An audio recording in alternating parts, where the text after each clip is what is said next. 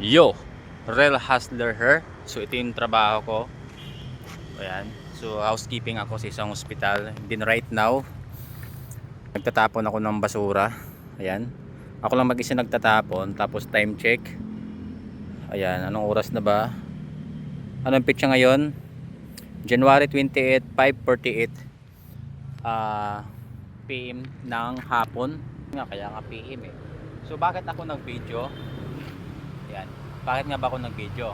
Kasi gusto kong patunayan sa inyo na ito lang yung trabaho ko ngayon, pero balang araw babalikan ko to kasi darating yung araw na magkakaroon ako ng sarili kong negosyo, magkakaroon ako ng million savings, sariling bahay, maraming mga businesses.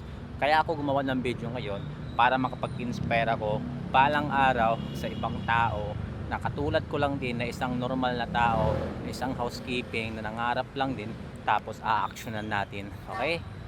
5 years, 10 years, 20 years from now, di ko alam kung kailan ko to babalikan tong video na to. Pag nakuha ko na yung mga pangarap ko, bahay, lupa, sasakyan, million savings, businesses, babalikan ko to para i-post, para patunayan sa inyo na kaya ko, kaya mo, kaya natin lahat. Sipagan lang natin. Ulitin ko, ang araw ngayon is